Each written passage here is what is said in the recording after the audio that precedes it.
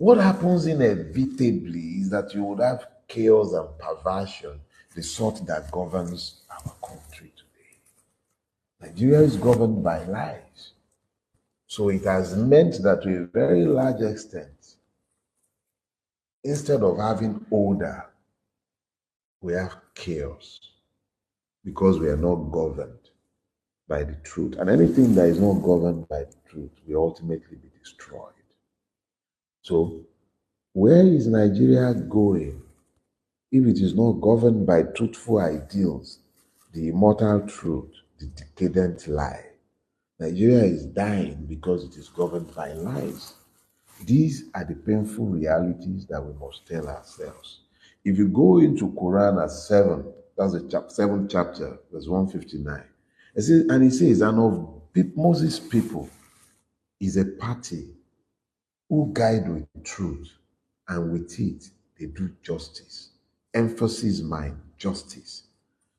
And of Moses' people is a party who guide with truth, and with it they do justice.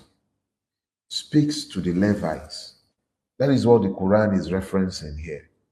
Of Moses' people, that's the Jews, is a party who guide with truth.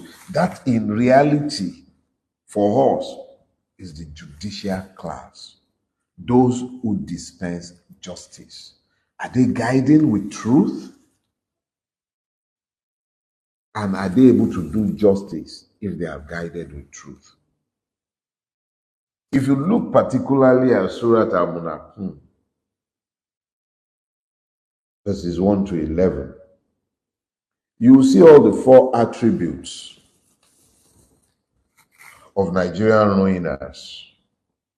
1, they are inconsistent. They say something in the morning, it changes by noon, it changes by midday, it's gone again. Once upon a time, subsidy was bad, now it's good, then it's bad, now it's gone. Munafikun. They pretend. That is what munafiks do. They pretend. You want one? Go and look at the short one that used to rule in Kaduna. There was nothing better than bulaba. In fact, it was the best thing since sliced bread. But today, he's singing another song, and we are all supposed to clap. The way of the munafikun. They blame. Buhari blamed Jonathan for 8 years. Bulaba is blaming Buhari for the last 2 years. It's always somebody else to be blamed.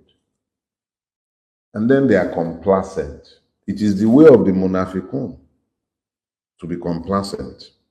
Because now that they have successfully foisted their inconsistency, their pretense, and they've blamed somebody else, they can now enjoy in their complacency.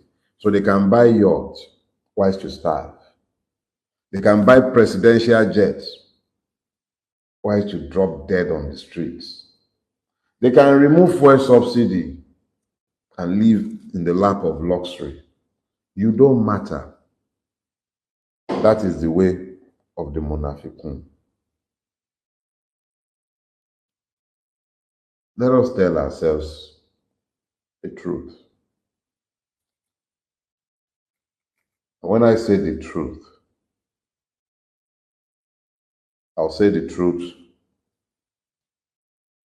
the way we used to say the truth long before the white man and the Arabs darkened our shores. As a Yoruba man, in my culture, you have 3 options when the truth comes. When you are asked, is it that Beni? That is when they say Sojo Abeniko. That is either yes, or you say Beko, which is no, or you say Ironi. Beni speaks to you, affirming what you know to be the truth, standing behind what you know to be the truth, not what you feel, what you know experientially, you witnessed it. If you heard somebody else if somebody else told you, you must say, oh, Lagbaja and Lagbaja told me, and I believe the person. You don't even need to say you believe the person sometimes, depending on who the person is, if it requires reaffirmation within the society. If you say Beko, it means that you're saying, I am not sure. I can't speak to the truth of that thing. In fact, it is not true.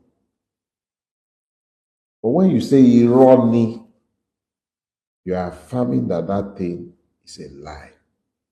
Each and every one of the persons who have achieved immortality on account of truth telling, whether they be whites or black, Africans or Caucasian, or whatever their race might be, they would have to at some point decide to live by the truth. And if they must die by the truth, they stand behind that truth. They stand behind the truth in the knowledge that you cannot separate the truth from God.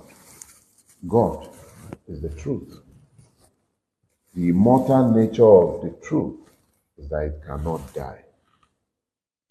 Yorubas have this proverb, and I will close with that.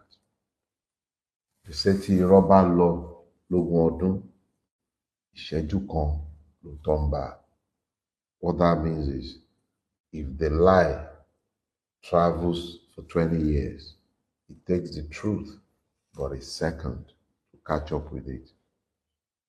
I've said this before. If you've been listening to me for some time, you would have heard me exegese this proverb. Nothing can be farther from the truth. The truth never moves. That is the constance of the truth. It does not move. Remember what the Quran said at chapter 23, verse 71, where it says that if the truth should follow their desires, the heaven and the earth and all those who live there, they will perish.